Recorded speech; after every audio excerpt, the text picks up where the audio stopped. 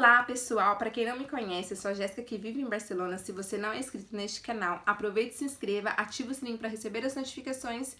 E hoje eu vou falar de um tema que eu não queria falar desde o começo, mas que não tem como fugir: coronavírus. Infelizmente, o nosso país, o nosso querido Brasil, está seguindo o mesmo exemplo da Itália e da Espanha. Esse gráfico que eu vou mostrar aqui para vocês vão entender o que eu tô falando. Eu não sou da parte matemática e nem dos números, mas vendo esse gráfico da evolução diária do coronavírus na Espanha e lendo os dados diários do Brasil, me parece muito preocupante ver dados tão parecidos e uma subida tão rápida. Esse gráfico mostra a evolução do coronavírus no mundo, e se vocês veem, o Brasil está seguindo o mesmo caminho da Itália e da Espanha. Agora, preste atenção nesse último gráfico, onde vê a evolução durante 30 dias, e olha como a Coreia do Sul positivamente conseguiu parar a subida do vírus, e a partir daí eu explico o que eles fizeram. E eu vou deixar os links na descrição de onde foram tiradas essas informações. É uma coisa seríssima, muitas pessoas não entenderam que a quarentena é muito importante. Não sei se a informação chegou como tem que chegar, não sei nem se como a informação tá chegando no Brasil. Uns falam que é gravíssimo, outros falam que é só uma gripe. Gente, uma gripe, desde quando as pessoas pedem quarentena por uma simples gripe? Ou seja, pessoas importantes do Brasil estão chamando esse vírus, o coronavírus, como uma gripe, que não é uma gripe, gente. Eu vi vídeos de gente que estão fazendo manifestações.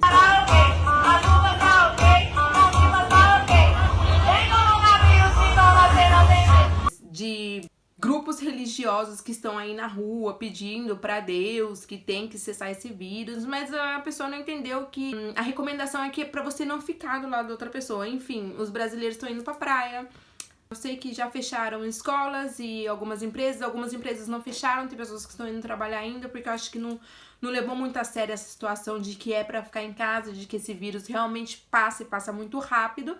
E então muitas pessoas estão trabalhando com medo de não ter emprego, porque infelizmente no Brasil tem essa situação de que por detrás de tudo sempre tem aquele patrão que fala que não, se você não vier, você tá no olho da rua. E a pessoa, por medo de não ter dinheiro, de como se manter, acaba indo trabalhar nas condições que a gente sabe, igual lá as estações de metrô de São Paulo, que é o caos, que parece que é show de não sei do que é aquela multidão. Infelizmente no Brasil são famílias grandes, são pais e mães que precisam cuidar dos filhos. Então, em partes, eu entendo essas pessoas que estão dizendo assim: o vírus não vai me trazer comida, o vírus não vai me trazer o dinheiro para manter minha família. E em partes essas pessoas não estão erradas, mas em partes falta muita informação e o respaldo do governo. Que é uma situação que também é complicada de falar, porque é toda uma cultura e não vou entrar nesse tema agora, senão vai se estender muito. E de acordo com a BBC, o Brasil pode superar esses dois países na questão da infecção e da morte, porque o Brasil é muito grande. Se você for parar pra pensar, a Europa cabe dentro do Brasil. Analisando tudo e vendo tudo, que infelizmente a Itália ultrapassou o número de infectados e de mortos da China, isso é triste de falar, e mais triste ainda é saber que a Espanha também está caminhando por esse caminho, e o Brasil tá como se fosse filho da Itália e da Espanha, tá ali atrás, correndo atrás dos pais, assim, entendeu? Mas no meio de tudo isso, teve um tema que me chamou muita atenção, que foi o tema da Coreia do Sul. Quando eu li que a Coreia do Sul, no momento que explodiu o surto de vírus, a Coreia do Sul conseguiu frear esse vírus. Então eu parei e pensei, eu falei, gente, olha aí uma solução. Por que será que a Coreia do Sul conseguiu controlar esse vírus e conseguiu fazer com que não se alastrasse da maneira que chegou na Itália, que está chegando aqui na Espanha e que vai chegar no Brasil, que a situação está complicada?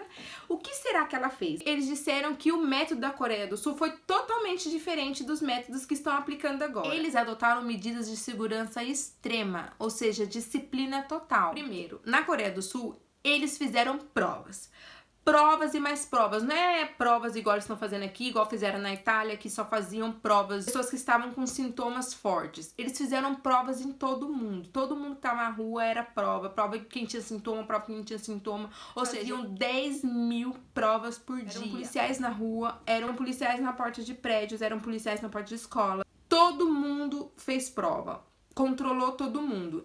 Drive-thru, onde as pessoas vão de carro e fazem o teste gratuitamente. Para ser mais objetivo, eles criaram um aplicativo de celular. A pessoa tinha que preencher um formulário dizendo a temperatura que estava no dia, com quem esteve no dia. Temos aplicativos de monitoramento. Marcação cerrada em relação às provas. E dentro desse aplicativo também tem um código que se chama código do semáforo. Eles dividiam as pessoas, por exemplo, verde a pessoa não tem nada, mas tem que estar alerta.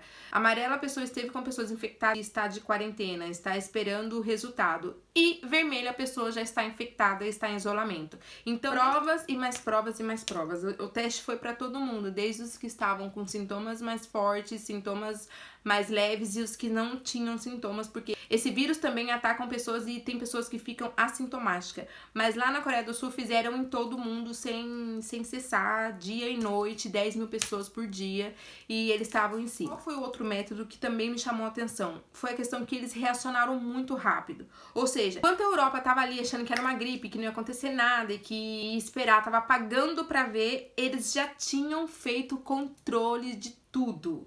Já tinham feito uma mega campanha da questão do higiene, da questão de que sim, que tinha um vírus que estava ali, que o vírus poderia trazer tal tragédia. Ou seja, fizeram uma campanha através de internet, através de televisão, através de boca a boca, fizeram uma super campanha, enquanto na Europa ainda estavam cogitando a ideia de que podia ser uma pequena gripe. Eles colocaram o sistema de saúde à disposição, ou seja, já voltaram tudo, já fizeram essa estrutura para receber esses possíveis infectados que ainda não tinham descoberto, porque era o primeiro contágio. Se tivesse uma pessoa com uma temperatura acima de 37,5 e sintomas de falta de ar, poderia ser um possível contágio. Então eles já estavam ali preparados, eles reacionaram muito rápido. Um dos métodos que quando eu li me chamou muita atenção e que muitos países não fizeram, por isso tá nessa situação. O outro método foi a questão do isolamento do infectado total. Lá eles isolaram todos os infectados, inclusive colocaram à disposição hotéis da cidade, hospitais, tudo voltado. Eles isolaram totalmente os infectados para não ter nenhum tipo de contato com nada, até que esse infectado pudesse se salvar, ou não sei qual seria o destino dele, enfim. Eles isolaram totalmente. Isso já estão fazendo, começaram a fazer agora na Itália e na Espanha, porque viram que a situação é precária e que se não fizer isso o negócio fica pior, que já está pior, infelizmente.